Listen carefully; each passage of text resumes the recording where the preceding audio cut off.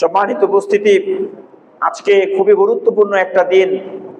এমনিতেই আজকে জিলহজ্জের ৯ তারিখ, আবার জুমার দিন, দুটো মিলিয়ে খুবই গুরুত্বপূর্ণ একটা দিন। রাসূল করিম সাল্লাল্লাহু আলাইহি সাল্লাম বলেছেন, সিয়ামু ইয়াউমি আরাফা আহতাসিবু আলাল্লাহ আইয়ুকাফিরা সানাতাল্লাতী ক্বাবলাহা ওয়া সানাতাল্লাতী বাদাহা। আজকের এই ৯ জিলহজের একটা রোজা, এটা এত দামি। আল্লাহ রাসূল বলছেন যে আমি আল্লাহর কাছে আশা করি যে আল্লাহ রাব্বুল আলামিন এই একটা রোজার কারণে, একটা রোজার উসিলায় বিগত ১ বছর এবং সামনের অগ্রিম ১ বছরের গুনাহ আল্লাহ মাফ করে দেন। এত গুরুত্বপূর্ণ একটা দিন। তারপরে আজকে থেকে আমাদের তাকবীরে তাশরিক শুরু হয়েছে। আল্লাহ পাকের দরবারে তাকবীর দেওয়া, গোটা পৃথিবীর সমস্ত মুমিনেরা আজকে ফজর থেকে যার দেশের যে আপনার সময় অনুযায়ী প্রত্যেকেই আজকে তাকবীর দেওয়া শুরু করেছে। এই সময়ে তাকবীরটা খুবই ফজিলতপূর্ণ একটা আমল, খুবই গুরুত্বপূর্ণ একটা আমল। আমরা তাকবীর সংক্রান্ত ইনশাআল্লাহ আলোচনা করব সামনে। আল্লাহ রাব্বুল আলামিনের ক্ষমা, গতকালকে হজ হয়েছে, আমরা জানি যে আরাফাতের ময়দানে লক্ষ লক্ষ হাজিরা যারা চোখের পানি ফেলে আল্লাহর দরবারে রোনাজারি করেছেন, মাগফিরাতের জন্য দোয়া করেছেন। আল্লাহ তাআলা যেন সমস্ত হাজিদের হজকে কবুল করে নেয়, সাথে আমাদেরকেও আল্লাহ তাআলা কবুল করে নেয়।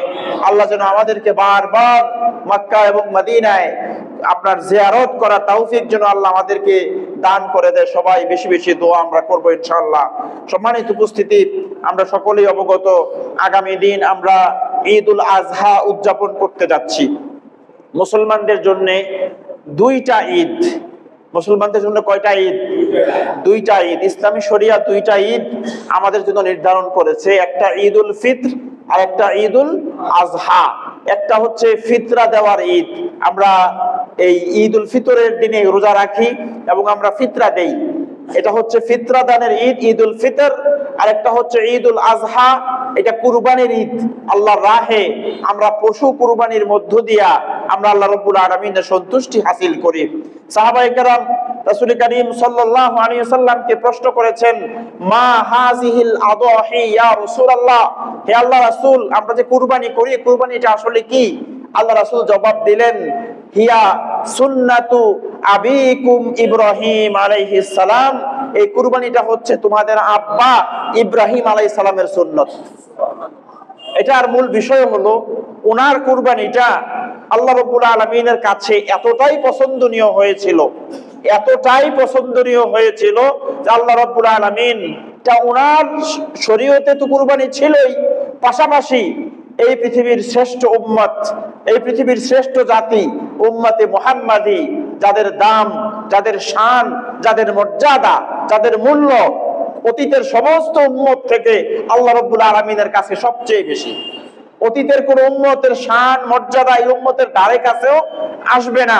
এই উম্মতের আহলে ঈমানদের এত মর্যাদা আল্লাহর কাছে, এই উম্মতের জন্য স্বয়ং মুহাম্মদুর রাসূলুল্লাহ সাল্লাল্লাহু আলাইহি সাল্লামের উপরেও আল্লাহ রাব্বুল আলামিন এই কুরবানিকে আল্লাহ ওয়াজিব করে দিয়েছেন। আর রাসূল বললেন, তা সুন্নাতু আবিকুম ইব্রাহিম আলাইহিস সালাম, এই কুরবানিটা হচ্ছে তোমাদের আব্বা ইব্রাহিম আলাইহিস সালামের সুন্নত।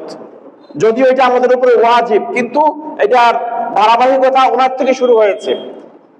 এই ধারাবাহিকতাটা ওনার থেকে শুরু হয়েছে। আল্লাহ রাব্বুল আলামিন এই কুরবানিকে আমাদের জন্য ওয়াজিব করেছেন। সম্মানিত হাজিরিন, আলোচনার শুরুতেই কিছু কথা আমি আপনাদের সামনে উপস্থাপন করতে চাচ্ছি। সেটা হলো, যে কোনো ইবাদত এটা কার জন্য হবে? আল্লাহর জন্য। কোন ইবাদত বন্দিগি নিয়া, আল্লাহর কোন হুকুম নিয়া, আল্লাহ প্রদত্ত কোন শরীয়ত নিয়া কোন গাফিলতি, কোন দুষ্টামি, কোন মজা ফান এগুলো করার কোন সুযোগ আছে? এটা কোন দুনিয়াবি কোনো বিষয় না। আমরা যা শুরু করেছি, কুরবানির গরু মানে হচ্ছে কুরবানির পশু, এটা মিডিয়ায় যেতেই হবে। এটা কার পশু কত বড়, কারটা কি রকম, কারটা কিভাবে জবাই করছে, কার গরুর সাথে কার কুরবানির পশুর সাথে কার কয়টা সেলফি আছে, এগুলো আজকে আমাদের মধ্যে বিদ্যমান। বিশ্বাস করেন, ইসলামী শরিয়া এত সেনসিটিভ বিষয়, এটা এত সংবেদনশীল একটা বিষয়, যেটার সাথে আপনি বিন্দু মাত্র কোনো দুনিয়াবি, কোনো শয়তানি, কোনো ফাইজলামি যদি আপনি অ্যাড করেন, শুধু কবিরা গুনাহ হবে তা না, সাথে সাথে মুসলমানের ঈমানটুকু চলে যাবে। এটা হুকুমটা কার? আল্লাহ সুবহানাহু ওয়া তাআলার। দেখেন আল্লাহ রাব্বুল আলামিন এই আয়াত নাযিল করতে গিয়ে কি ইরশাদ করছেন? আল্লাহ বলছেন, কুল ইন্না সলাতি, হে রাসূল আপনি বলে দেন, নিশ্চয় আমার নামাজ, ওয়া নুসুকি আমার কুরবানি, ওয়া মাহইয়ায়া আমার হায়াত, ওয়া মামাতি আমার মৃত্যু, লিল্লাহি রাব্বিল আলামিন, এটা হবে শুধুমাত্র জগৎ সমূহের রব, একমাত্র কার জন্য? আল্লাহর জন্য। এটা আপনি আজকে হয়তো আল্লাহ পাক সুযোগ করে দিয়েছেন আমাদের জন্য, সহজ করে দিয়েছেন, আমরা পশু কুরবানির মধ্য দিয়ে আমরা আনন্দ করি। যদি ওই হুকুমটাই বলবৎ থাকতো, যে হুকুম সাইয়্যিদুনা খলিলুল্লাহ ইব্রাহিম আলাইহিস সালামের উপরে আল্লাহ নাযিল করছিলেন, তুমি তোমার পুত্রকে জবাই করো, তুমি তোমার সবচেয়ে প্রিয় তোমার সন্তানকে জবাই করো, যদি ওই হুকুমটা আমার আপনার উপরে নাযিল করা হইতো, আমরা কয়জনে নিজের ছেলের লাশকে সামনে নিয়ে নিজের ছেলেকে জবাই করে ওই রক্তমাখা ছুরি নিয়ে কে কে ছবি তুলতাম বলেন? কে কে ছবি তুলতাম বলেন? আল্লাহ পাক এটা আমাদের জন্য সহজ করে দিয়েছেন, ইহসান করছে আল্লাহ তাআলা, লজ্জার কোনো শেষ ছিল না। আজকে যেমন আমাদের উপরে কুরবানি ওয়াজিব, অতীতের আমাদের নবীজির পূর্বের যে শরীয়ত ছিল, ওই অন্যান্য নবীর শরীয়তেও কুরবানি কি ছিল? ওয়াজিব ছিল। পার্থক্য ছিল এইটা, আজকে আমরা কুরবানির গোশত খাওয়া আমাদের জন্য আল্লাহ হালাল করেছেন। কুলু মিনহা ওয়া আতইমুল বাইসাল ফাকির, আল্লাহ বলছেন এর গোশত তোমরা খাও, আর তোমরা গরিব মিসকিনকে কি করো? নিঃস্ব দুস্থ গরিবদেরকে তোমরা খাওয়াও, তাদেরকেও তোমরা দান করো। এটা আল্লাহর হুকুম, এটা আল্লাহর হুকুম।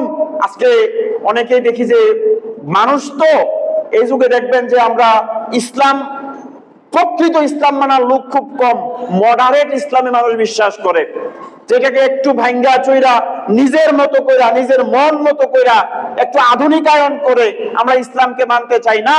এই মডারেট ইসলামের সুযোগ নাই। শরিয়া যেইভাবে নাযিল হয়েছে ওইভাবে আমল করতে হবে। আব্দুল্লাহ ইবনে আব্বাস রাদিয়াল্লাহু আনহু তার মত, তার বর্ণনা, তিনি বলেন যে কুরবানির গোশতটা 3 ভাগ করা উত্তম। কে বলছে এটা?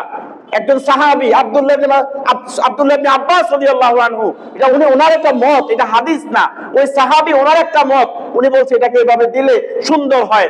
তুমি 1 ভাগ খাইলা, আত্মীয় স্বজনকে 1 ভাগ দিলা, তুমি তোমার গরিব মিসকিনকে 1 ভাগ দিলা। এটা ওয়াজিব না, কাউকে না দিলে আপনার কুরবানি হবে না, বিষয়টা এমন না, কিন্তু দিলে সওয়াব আছে না নাই? একজন সাহাবীর কথা কি আপনি মানবেন না? ওনাকে আপনি ফলো করবেন না?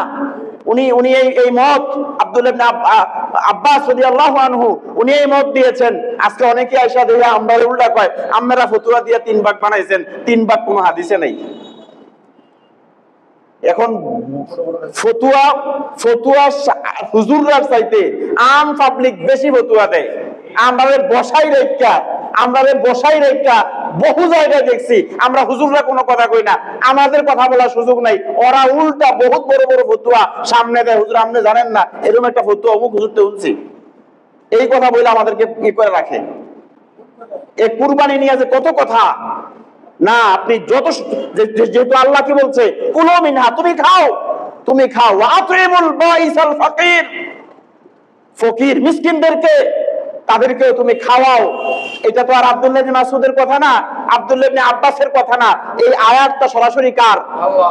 এই 3 ভাগ 2 ভাগ 4 ভাগ ওইটা বাদ দিলাম, কিন্তু আল্লাহ যে বললো এটা আল্লাহর কথা, দুস্থ নিঃস্ব গরিবকে খাওয়াও, এটা আল্লাহর হুকুম। এখানে আপনার আমল কোথায়? এখানে তো আর আপনি ফতোয়া দিতে আসেন না, যারা আল্লাহ তো কইছে খাওয়াইতে হবে, এখানে আমরা কেউ এই ফতোয়া দেই না। অথচ আল্লাহ আমাদেরকে কত বড় বেইজ্জতি থেকে বাঁচাই দিয়েছে। রাসূল কারীম সাল্লাল্লাহু আলাইহি সাল্লাম আগের যুগে কুরবানি হইতো, ওই কুরবানির সময় একটা মাঠের মধ্যে প্রত্যেকে কুরবানির পশুগুলো হাজির করত, কুরবানি করা হইতো, সরাসরি রেজাল্ট, সাথে রেজাল্ট, কার কুরবানি কবুল হয়েছে কার কুরবানিটা কবুল হয় নাই, রেজাল্ট সাথে। কুরবানি হয়েছে, আসমান থেকে আগুন নেমে আসতো, যে কুরবানির জন্তুটা আগুন জ্বালাই দিত, খাওয়ার তো সুযোগ নাই, কবুল হইলেও খাওয়ার সুযোগ নাই, না হইলেও খাওয়ার সুযোগ নাই, আসমান থেকে আগুন নেমে আসতো, যেই পশুটাকে আগুন জ্বালাই দিত ধরে নেওয়া হতো, এই এই কুরবানিটা কবুল। আর যেই পশুটাকে আগুন স্পর্শ করতো না, এই কুরবানি কবুল না।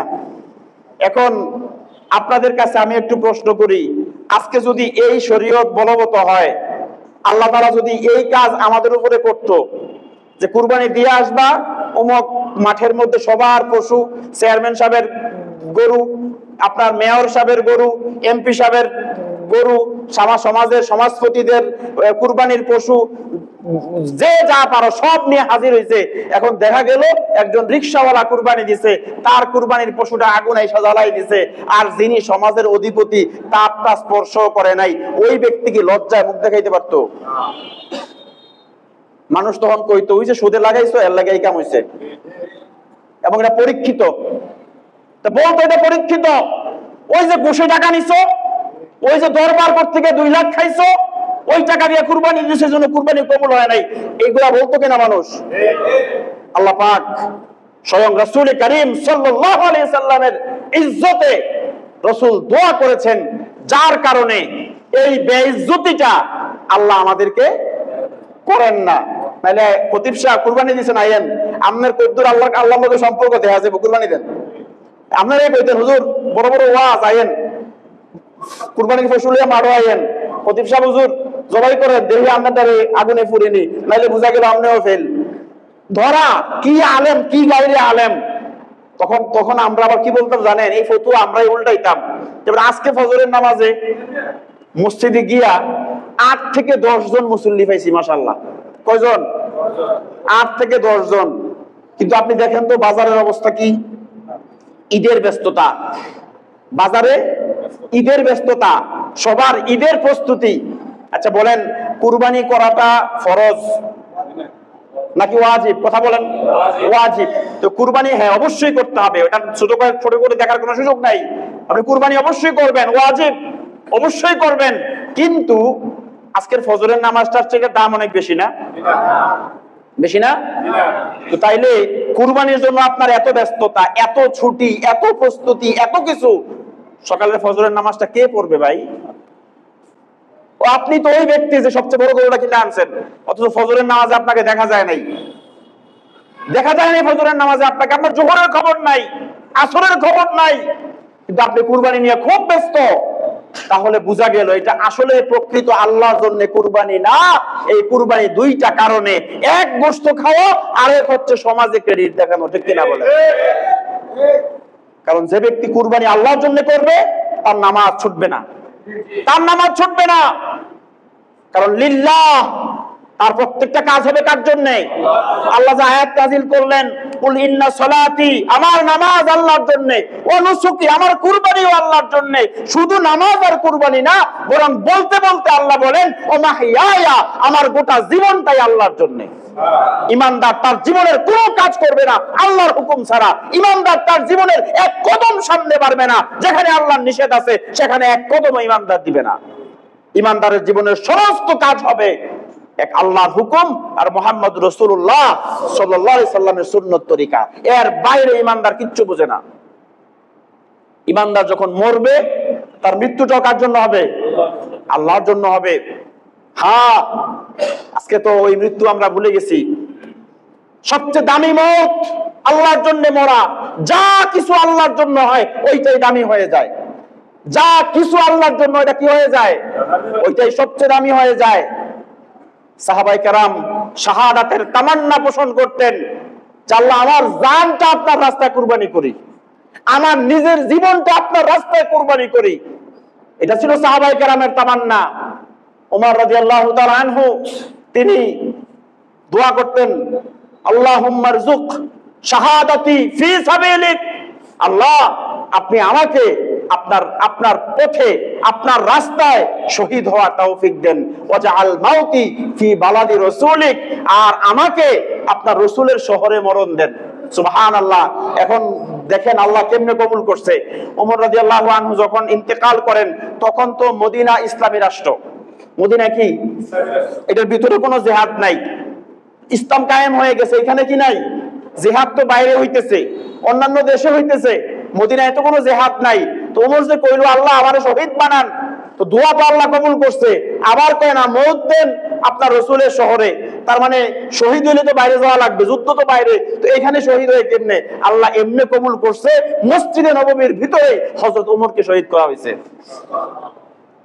আল্লাহ রাস্তায় শুধু আমার পশুটা না, আল্লাহ রাস্তায় কি হবে? জানটা পর্যন্ত আল্লাহ রাস্তায় প্রয়োজনে কুরবানি করতে হবে।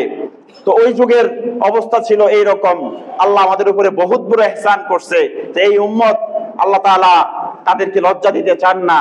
আল্লাহ পাক, হ্যাঁ এইবার হজ করতে মানুষ গেছে না, লক্ষ লক্ষ মানুষ গেছে। আমি বলবো না প্রত্যেক হাজির টাকাগুলা হালাল, এমন নয় কি?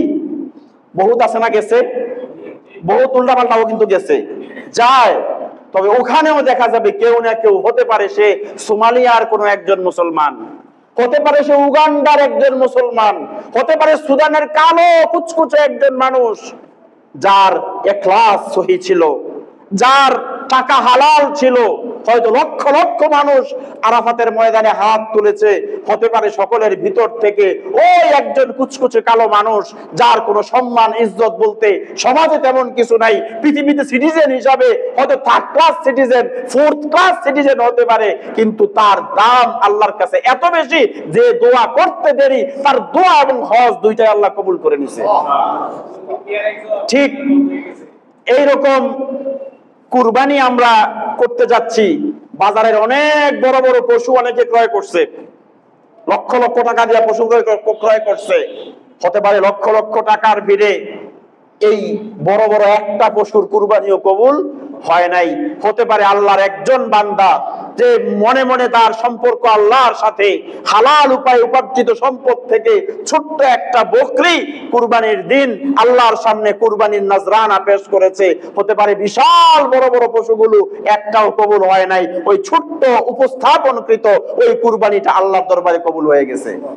আমরা গত সপ্তাহে বলছি, আল্লাহ তাকায় কোন দিকে? আপনার সম্পদের দিকে তাকায়? আল্লাহ আপনার এই পশুর দিকে তাকায়? বরং ওয়ালা কি ইয়ানজুরু ইলা কুলুবিকুম, আল্লাহ তাকায় কোন দিকে? মনের দিকে তাকায়। যেই আমরা এখন এত দহরম মহরম কুরবানি নিয়া যদি ওই সিস্টেম চালু হইতো যে আসমান থেকে আগুন এসে জ্বালাই দিত, এই আমরাই উল্টা বলতাম ঠিক মতো নামাজে পড়ি না, কুরবানি দিয়া কি লাভ? এই কথা আমরাই বলতাম। যেই কথা আজকে হুজুররা কয় ভাই নামাজ পড়েন না কুরবানি দেন কেন, যেই কথা হুজুররা কয় ঠিক এই কথা ওই মানুষগুলা বলতো যে নামাজ পড়ে না, ধর নামাজে পড়ি না, কত হুকুম আল্লাহর মানি না, একটা কুরবানি দিলে কি না দিলে কি? তখন আর দিত না, কারণ তখন আর গোশত খাওয়ারও সুযোগ থাকতো না। আর কুরবানি দিলে ধরা পড়ার কথা যে আমার কুরবানি কবুল হইল কি হইল না, এই দুই কারণে বলতো নামাজ পড়ি না, কত হুকুম মানি না, কুরবানি দেয়া লাভ কি, এই কথা কইতো। আল্লাহ তাআলা ইহসান করেছে আমাদের উপরে, আল্লাহ তাআলা দয়া করেছে আমাদের উপরে। আল্লাহ পাকের বহুত বড় ইহসান, বহুত বড় ফজল, বহুত বড় কারাম যে আল্লাহ তাআলা এই উম্মতকে দুনিয়াতে কোনো লজ্জা দিতে চান না। আগের যুগের বহু মানুষ ছিল যারা কোনো গুনাহ করলে, বড় কোনো অপরাধ করলে সাথে সাথে এদের চেহারা বিকৃত হয়ে যেত, সাথে সাথে। আমরা তো কোরআনে সূরা বাকারায় আসছে ওই যে বনী ইসরাইলের মাছের কাহিনী আমরা অনেকেই জানি। দাউদ আলাইহিস সালাম তিনি জাবুর কিতাব তেলাওয়াত করতেন। তিনি যখন এই কিতাব তেলাওয়াত করতেন তখন ওনার তেলাওয়াত এত সুন্দর ছিল, সুমিষ্ট ছিল, সমুদ্রের মাছগুলো কাছে চলে আসতো না তেলাওয়াত শোনার জন্য, আসমানের পাখিগুলো জমিনে নেমে আসতো, পাহাড়গুলো দুলতে থাকতো। আল্লাহু আকবার, কি মেলোডি আল্লাহ সুবহানাহু ওয়া তাআলা দাউদ নবীর কণ্ঠে দিবেন। কিয়ামতের দিন এই তেলাওয়াত ওখানেও শুরু হবে। আল্লাহ রাব্বুল আলামিন প্রথম হাসরবাসীর সামনে, জান্নাতীদের সামনে দাউদ নবীকে তেলাওয়াত করতে বলবেন। দাউদ নবী আর সেদিন জাবুর কিতাব পড়বে না, কোরআন থেকে তেলাওয়াত করবে। কোনটার দাম বেশি, ওইটা না এইটা? কোরআন। আল্লাহু আকবার, কোরআন থেকে দাউদ নবী তেলাওয়াত করবে, হাসরবাসী বেহুশ হয়ে পড়ে যাবে ওনার তেলাওয়াত শুনে। আল্লাহ আবার হুশ করবেন, করে বলবেন দাউদ নবীর উপরে কোরআন আমি নাজিল করি নাই, তার তেলাওয়াত শুনে এমন লাগে এইবার যেই নবীর উপরে কোরআন নাজিল করছি মুহাম্মদুর রাসূলুল্লাহ তোমাদের সামনে কোরআন তেলাওয়াত করবেন। আল্লাহ রাসূল তেলাওয়াত করবেন, রাসূলের তেলাওয়াত আরো সুমিষ্ট হবে। এইবার আল্লাহ বলবেন দাউদ নবীর কণ্ঠ আমি বানিয়েছি, মুহাম্মদ সাল্লাল্লাহু আলাইহি সাল্লামের কণ্ঠ আমি বানিয়েছি। যেই আল্লাহ সমস্ত কণ্ঠের সৃষ্টিকর্তা, এখন আমার কণ্ঠে তোমাদেরকে তেলাওয়াত শোনানো হবে। সম্মানিত উপস্থিতি, দাউদ আলাইহিস সালাম তেলাওয়াত করতেন, মাছ আসতো। তো এই সময় এই বনি ইসরাইল জাতি খুব দুষ্ট চরিত্রের মানুষ ছিল, এরা মাছগুলো ধরে ফেলতো। তো দাউদ আলাইহিস সালাম নিষেধ করলেন যে না, যে মাছগুলো তেলাওয়াত শুনতে আসে এই মাছগুলোকে তোমরা ধরবা না। তিনি নিষেধ করলেন, বারণ করলেন। এরা বারণ না শুনে ওই শনিবার মাছ আসলে উনি শনিবার দিন তেলাওয়াত করতো, শনিবার দিন মাছগুলো কাছে আসলে এটিতে বেড়া দিয়ে রাখতো, রোববারে গিয়ে ধরতো।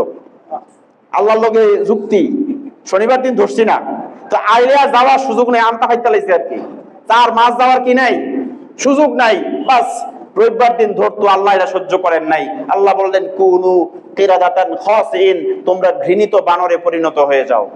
গোটা জাতিটাকে আল্লাহ বানর বানাই দিলেন। আপনার কাছে আমার প্রশ্ন, এরা কি ধরে খাইছিল? কি ধরে খাইছিল? মাছ। কারো প্রজেক্টেড দিও না, সমুদ্রের মাছ। কারো পুকুরের মাছ না, কিসের মাছ? সমুদ্রের মাছ। ওই মাছ খাওয়া বেশি অপরাধ না সুদ খাওয়া বেশি অপরাধ? ওই মাছ খাওয়া বেশি অপরাধ ছিল না এখন ঘুষ খাওয়া বেশি অপরাধ? আল্লাহ রাব্বুল আলামিন ইহসান করেছেন, শুধু এতটুকু হুকুম লঙ্ঘন করার কারণে গোটা জাতিকে আল্লাহ বানরে পরিণত করলেন। কিন্তু এই উম্মত সুদের পাহাড় গড়েছে, এই উম্মত ঘুষের পাহাড় গড়েছে।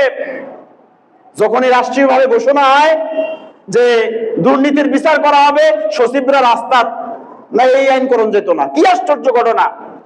হাজার আইন হইলে আমার কি সমস্যা যদি আমি অপরাধ না করি? আর যদি আমি অপরাধ করি তাইলে সমস্যা।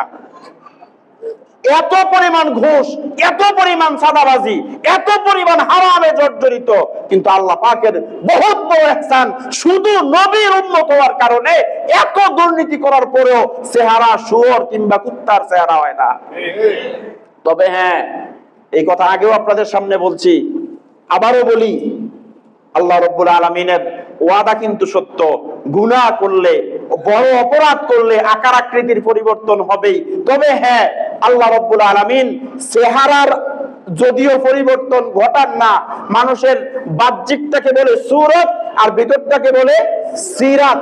আল্লাহ পাক সূরতটা পরিবর্তন করে না, সিরাতটা পরিবর্তন করে দেয়। উপর দিয়ে যদিও দেখতে মানুষের মতো মনে হয়, ভিতরটা শুয়োর আর কুত্তার চেয়ে নিকৃষ্ট হয়ে যায়। সুতরাং এটা কুরবানি কার জন্যে? আল্লাহর জন্যে। তিনটা শর্ত পুরা করেন, আপনার কুরবানি কবুল। আর কবুল হলে কি হবে আমি আপনাদেরকে বলতেছি, আল্লাহ রাসূল শোনাইছে। 1 নাম্বার শর্ত, আপনার নিয়ত খালেস। নিয়ত কি? আচ্ছা, যদি আমি খালেস নিয়ত করি, গোশত বোধহয় আল্লাহ নিয়ে যাবে। আল্লাহ শোনাই দিছে, লা ইয়ানালাল্লাহু লুহুমুহা ওয়ালা দিমাউহা ওয়ালাকিন ইয়ানালুহুত তাকওয়া মিনকুম। তোমাদের কুরবানির গোশত কিংবা রক্ত কিছুই আল্লাহর কাছে পৌঁছায় না, যেটা পৌঁছায় সেটা তোমাদের দিলের তাকওয়া। কি পৌঁছায়? দিলের তাকওয়াটা আল্লাহর কাছে পৌঁছায়। এখন 1 নাম্বার নিয়তটা খালেস, 2 নাম্বার মাল হালাল। যেই টাকায় পশু ক্রয় করে আনতেছি ওই মাল কি? হালাল। 3 নাম্বার, সবটা প্রসেস এটা হবে তরিকায়ে মুহাম্মদ সাল্লাল্লাহু আলাইহি ওয়াসাল্লাম। কয়টা কাজ করতে হবে? নিয়ত খালেস আল্লাহর জন্য, মাল হালাল, হালাল উপায়ে উপার্জিত সম্পদ থেকে, এবং তরিকা হবে কার? কুরবানির তরিকা হবে আল্লাহর নবী সাল্লাল্লাহু আলাইহি সাল্লামের। এই তিনটা ক্রাইটেরিয়া যারা ফিল আপ করবে, এই 3টা অবস্থা যারা পরিপূর্ণ করবে, তাদের কুরবানির দাম এত বেশি হবে। রাসূল কারীম সাল্লাল্লাহু আলাইহি সাল্লাম বলেন, তোমরা যখন কুরবানি করো, এই কবুলকৃত কুরবানি, ওই কুরবানির পশুর রক্তটা মাটিতে স্পর্শ করার আগেই তার কুরবানিটা আল্লাহর দরবারে কবুল হয়ে যায়। কবুল হইলে কি হয়? কবুল হইলে কি হয়? 1 নাম্বার, যাদের কুরবানি কবুল তাদের পেছনের সব গুনাহ খাতা মাফ। আল্লাহ রাসূল বলেন, তোমরা একটু মোটা তাজা সুন্দর পশু দেখে আল্লাহর জন্য তোমরা কুরবানি করবা, কারণ এই ফুলসিরাতের পুল, একটা রিওয়ায়াতে আসছে বান্দারা যখন ইমানদাররা পুলসিরাত পাড়ি দিবে, এই পুলসিরাত পাড়ি দেওয়ার সময় এই কুরবানির পশুগুলোকে আল্লাহ তাআলা প্রত্যেক ইমানদারের বাহন বানাই দিবে। আপনি ভাববেন না যে আপনি দুনিয়ার এই ছাগলটার মতো ছাগলটা হেনে হাঁটবো, দুনিয়ার এই গরুড়ার মতো গরুড়া হেনে হাঁটবো, এরকম না। আল্লাহ পাক একটা প্রতীকী হিসাবে ওই গরুটা, ওই ছাগলটা, ওই উটটা, ওই দুম্বা কিংবা ওই ভেড়া কিংবা মহিষ যেটা দিয়ে আপনার কুরবানিটা কবুল হয়েছিল, ওই রকম একটা পশু ওখানে দাঁড় করাই দিবেন। আর ওই পশুটা আপনার পুলসিরাত পার হবে তো কাল বারকি আপনার এটা বিদ্যুতের গতিতে পার হয়ে যাবে। ইমানদার পার হওয়ার পরে বলবে, কই পুলসিরাত কোথায়? এত ওয়াজ শুনছি, 30,000 বছরের রাস্তা, অমানিসার চেয়ে অন্ধকার, সারাশি কাটায় পরিপূর্ণ, মানুষ কেটে কেটে নিচে পড়বে, এত ওয়াজ শুনলাম পুলসিরাতের, পুলসিরাত কোথায়? সে যখন জান্নাতে পৌঁছে যাবে, ফেরেশতা তার পেছনে ফিরাইয়া বলবে, ওই যে দেখো পুলসিরাত, আল্লাহ রাব্বুল আলামিন তার স্বীয় কুদরতে, স্বীয় রহমতে পুলসিরাত পার করায় দিয়া তুমি টেরও পাও নাই বান্দা, তোমারে আল্লাহ জান্নাতে আল্লাহ পৌঁছাই দিয়েছে। এখন যদি কুরবানিটা কবুল হয় তাহলে ফুলসিরাত নিশ্চিত। কি বলেন? আল্লাহ রাসূল যে বলছে যে কুরবানির কবুলকৃত পশু বান্দার ফুলসিরাত পাড়ি দেওয়ার জন্য বাহন হিসাবে আল্লাহ রাব্বুল আলামিন এটাকে ব্যবহার করবেন, বান্দার বাহন হিসেবে ব্যবহার করবেন। তাইলে আমার কুরবানিটা যাচ্ছে তা হওয়া উচিত না কবুল হওয়া উচিত? কবুল হওয়া উচিত। সবচেয়ে বড় কথা হচ্ছে এটা আল্লাহর একটা ইবাদত। নামাজ পড়তে আসছি না, নামাজ নিয়ে কোনো ফাইজলামি আসেনি, কোনো শয়তানি নামাজ নিয়ে আসেনি, নামাজ নিয়ে কোনো সেলফি আসেনি, নামাজ নিয়ে কোনো ফটো তোলন আসেনি। তাহলে কুরবানির সময় এটা আমরা কেন করি? এটা আমরা কেন করি? হুজুরের ছুরি ফুস দেওয়ার সময় একরকম ছবি, ছুরি উঠানোর উপরে রক্ত মাখা ছুরিতে হুজুরের আপনার হুজুরের সাথে সেলফি, আবার আইসা হুজুরের লোকে এই কত যে হুজুরে কি গরু জবাই করতে গেছে না মডেলিং করতে গেছে আল্লাহই জানে। এই কেন অবস্থা ভাই? এই কেন অবস্থা? তাকওয়া, তাকওয়া। একবার চিন্তা করেন এই পশুগুলো, ওয়াসাখখারনা লাকুমুল আনআম, এই পশুগুলোকে আল্লাহ রাব্বুল আলামিন আমাদের সকলের জন্য আমাদের অনুগত করে দিয়েছেন, যার কারণে আমরা এই পশুগুলোকে জবাই করতে পারতেছি।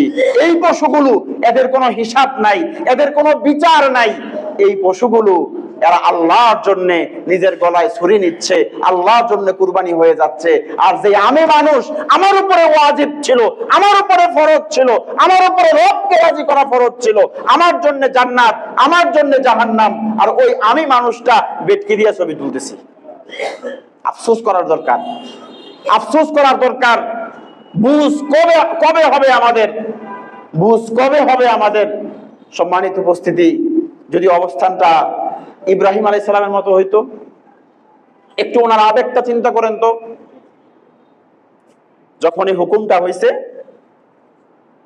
হুকুমটা হইছে ফালাম্মা বালাগা মাআহু সায়া, ওনার ছেলেটা এই ৮০-৮৬ বছর বয়সে জন্ম নেওয়া একজন শিশু, বাবার কাছে কত আদরের, কত আদরের, কত মহাব্বতের।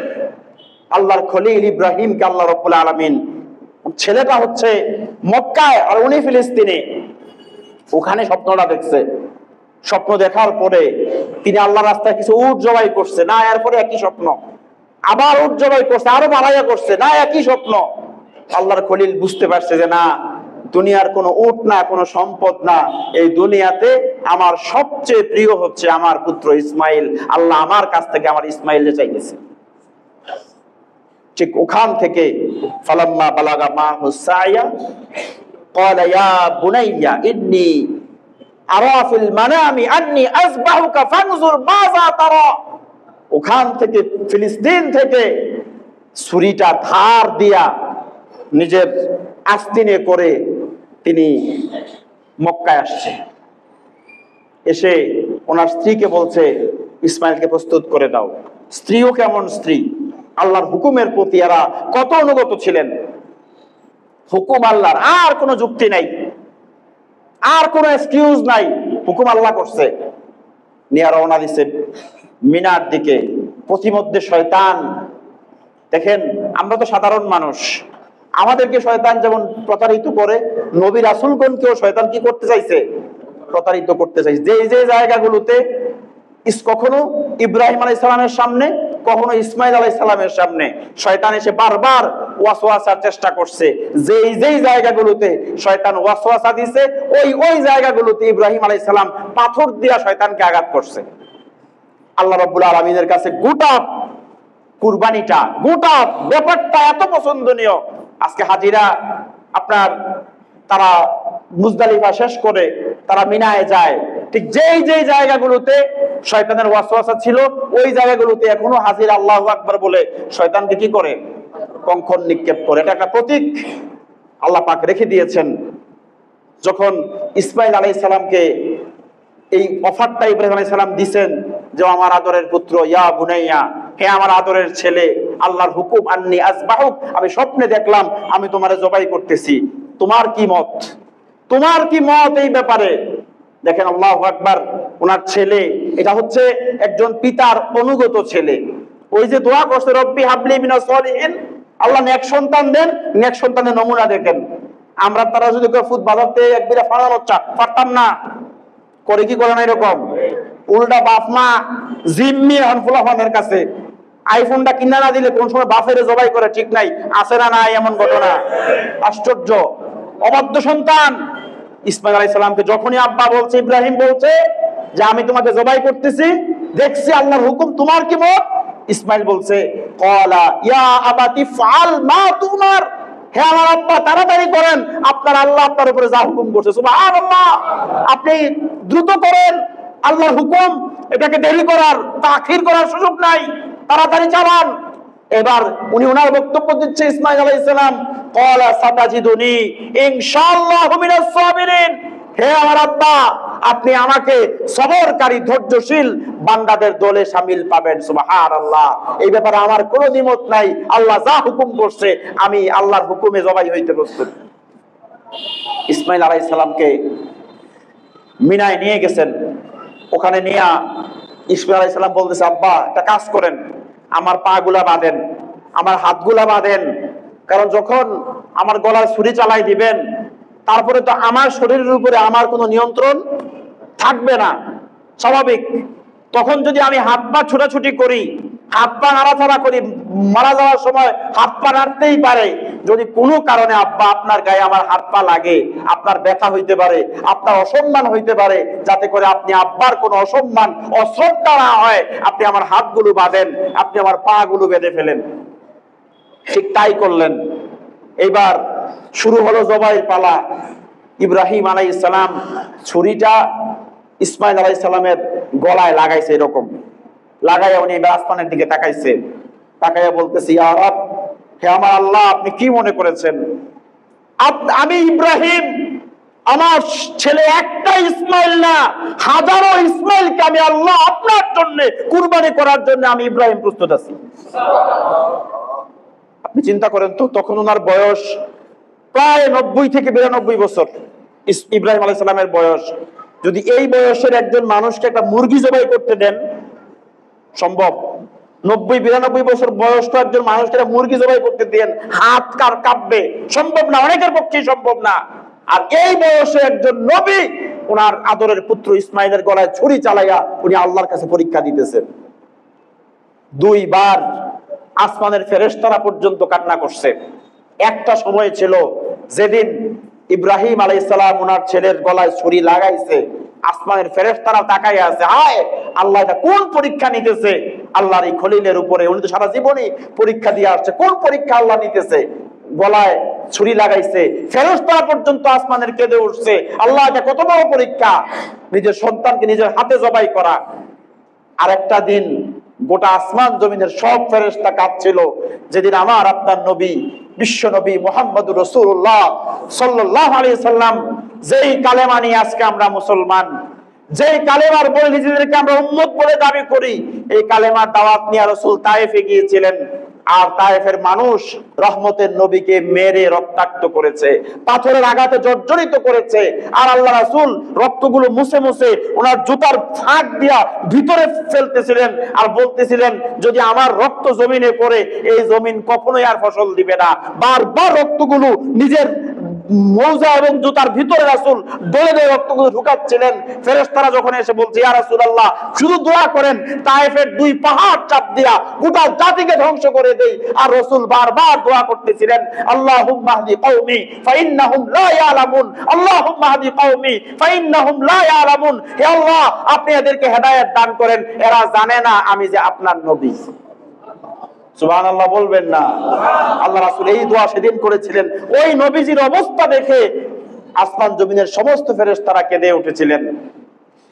ইসমাঈল আলাইহিস সালাম ওনার আরেকটা আকুতি ছিল ওনার আব্বার প্রতি, যে আব্বা যখনই জবাই করবেন আপনি আব্বা আমি সন্তান, যদি চোখে চোখ পড়ে মায়া বাড়তে পারে, কোনো কারণে আপনার ভিতরে একটু আবেগের উদ্রেক হতে পারে, যদি আবেগ আপনাকে আপনার উপরে প্রাধান্য পায়, আবেগ আপনার বিবেককে আপনার ঢেকে ফেলে, এমন অবস্থায় আল্লাহর হুকুম পালনে আপনি বাধাগ্রস্ত হতে পারেন, আপনার কিছু অসুবিধা হতে পারে, একটা কাজ করেন আব্বা, আপনি আমার চোখগুলাও বেঁধে ফেলেন, আপনি আপনার চোখগুলাও বেঁধে ফেলেন, যাতে চোখে চোখ পড়লে কি না হয়, মায়া না হয়। কিন্তু এইখানে কুদরতটা কার? কুদরতটা কার? এখানে আল্লাহর কুদরত কাজ করেছে। ইব্রাহিম নবীর চোখ বাঁধা, ইসমাইল নবীর চোখ বাঁধা, জবাই শুরু। সুবহানাল্লাহ। লাগাইছে ছুরি, ছুরি চালানোর সময় কি বলতে হয়? আল্লাহু আকবার। একবার ফুস দিছে, কাটে না, ছুরিতে ধারের কোনো কমতি ছিল না, কিন্তু ছুরি হুকুম মানতেছে কার? এখানে কি ইসমাইল জবাই হওয়া উদ্দেশ্য ছিল না আল্লাহর হুকুমটা উদ্দেশ্য ছিল? আল্লাহর হুকুমটা উদ্দেশ্য ছিল।